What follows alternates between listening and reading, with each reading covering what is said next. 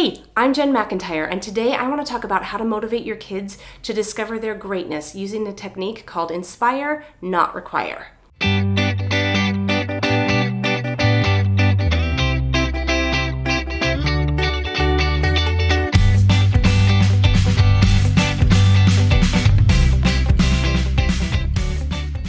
The phrase inspire, not require actually comes from a book written by Oliver DeMille called The Thomas Jefferson Education, and it's also referred to as leadership education.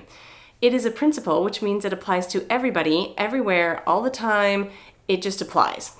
And that means it applies to you and it applies to me. Basically, the idea is to motivate others to learn using inspiration instead of force. So before I talk about what it means to inspire, I want to talk about what it does not mean. It does not mean total anarchy. Let your kids do whatever they want, sleep in as long as they want, eat whatever they want, whenever they want, make a mess, run around like crazy people. This is not hands-off parenting. This is not giving up and calling it inspiration. It's actually the opposite. There's a ton of work that goes into inspiring. But it's important to understand that when we say inspire, not require, we do not mean just give up. So some of the other things that it does not mean is that you can treat anybody any old way you want. You still want to teach your kids how to interact with each other in very positive ways. It does not mean that they get to play electronics all they want. In fact, it's super important that they not do that because that can really undermine a lot of different inspiring techniques. And the last thing that it does not mean is that parents just give up and watch and say, I'm sure you will learn everything that you need to learn in life and everything that could ever possibly come your way if I will just stay out of your way. It is true that kids love to learn and that they have this huge curiosity. It is not true that they just know everything that they might possibly be interested in because they've never been exposed to it. And it is not true that they will pursue it on their own because they don't know how to pursue things on their own. So you have to be involved. You're just not forcing them. So what happened the first time that I really ran into this idea of somebody just leaving it all open to us was when I was pregnant with my first child. And we signed up for a Lamaze class and we showed up and we had our pillows and we were ready to go and I was really motivated. I really wanted to know how to breathe, how to do this whole labor thing. I had no idea, but I knew that it was going to be a big deal and I wanted some tools to work with. And so we showed up at class and the lady was like, well, what do you want to learn? And I thought, labor things, I don't know what I'm here to learn. I don't know what to learn. And she would not come up with anything. She was like, well, you tell me, what do you want to learn? And I didn't know what the options were. And so in the end, she was like, well, breathe deeply a little bit and get the epidural and you'll be fine. And I thought, how much did we pay for this? And it really struck me that having the desire to learn and even seeking somebody who could help you does no good if the person will not help you. So inspiring is so much more than just giving birth and then letting them run. You have to actually be really engaged. So today I specifically want to talk about how you use your environment to be inspiring. And I am not talking about good air quality, although we just moved from an area of bad air quality to an area of good air quality, and I am saying it is really nice, but that's not what we're talking about. What I want to discuss is the environment in your home, and primarily that has to do with your attitude toward learning. If you feel like learning is something you have to do, you really dread it, you're trying to get it done so that you can go do things that you really are interested in, your kids are going to know that.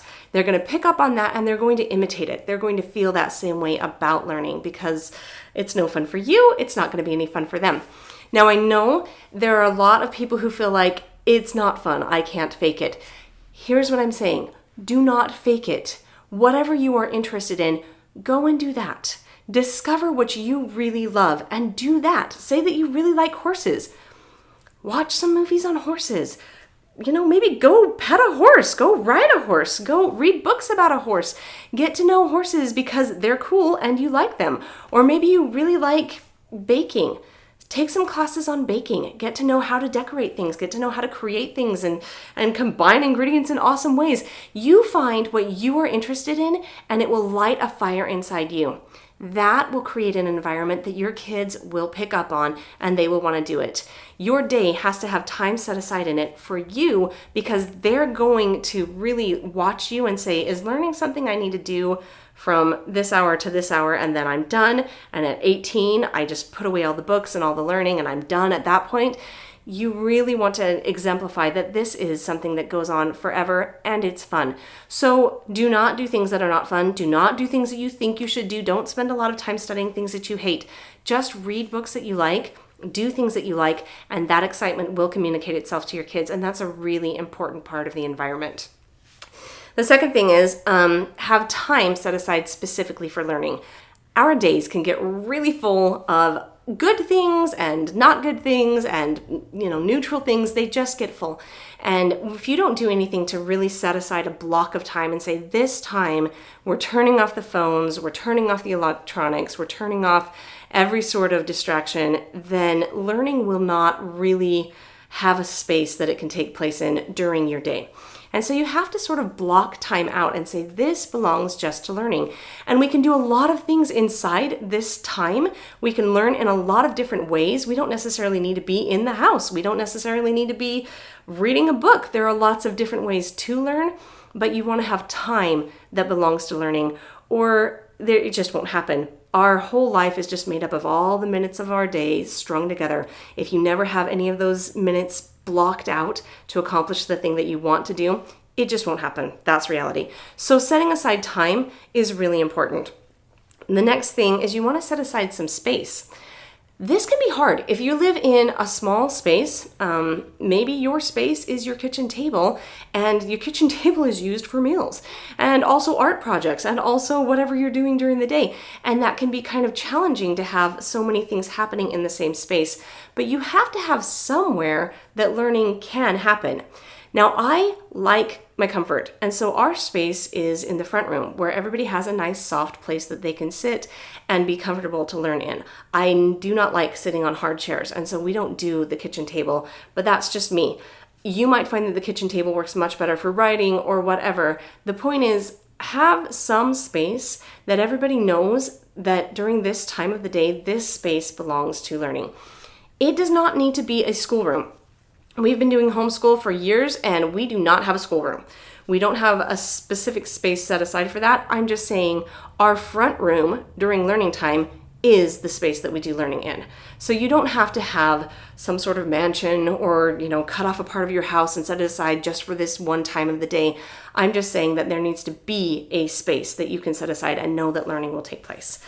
The next thing is your resources. Now, resources can be a touchy subject because they cost money a lot of time and we feel like I can't afford it, I can't do it, what do I spend it on?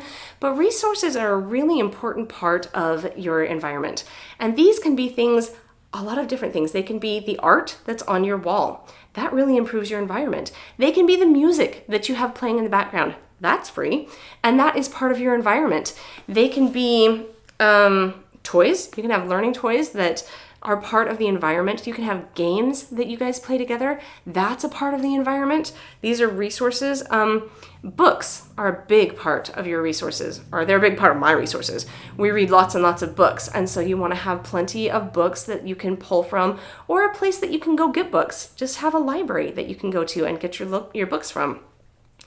But you want to be able to have these resources available. You can also go places. If you want to go to an aquarium, or maybe you want to go on a field trip somewhere, or you want to have some sort of an experience, that would be considered a resource as well. Anything that you're bringing in to create opportunities to learn, these are your resources, and you do need them.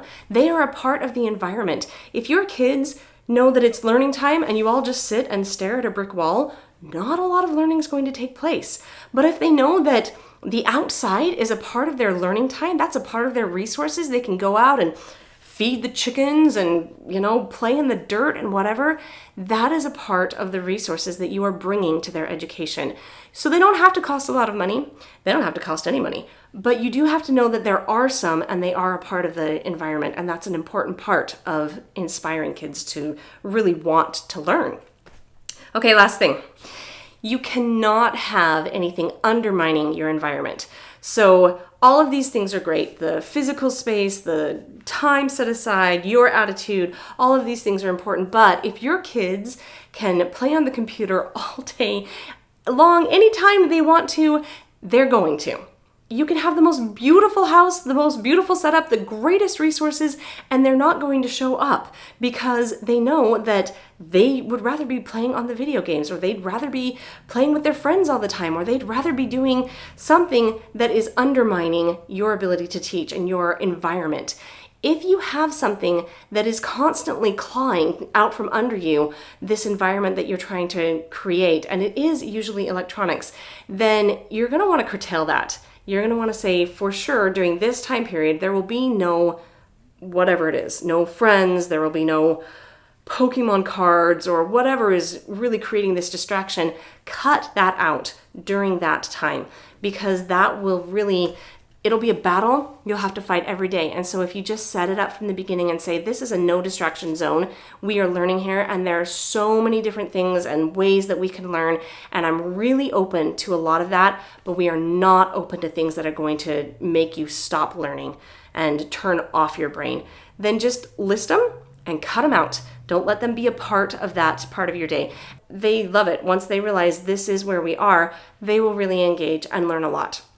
The environment is a really key part of helping kids to be inspired and not require any force from you. And so as you put your environment in order, it will increase your confidence and it will increase their ability to really learn in great and wonderful ways. Subscribing to my videos beats YouTube's algorithms. I'll see you on the next one. Thanks. Bye.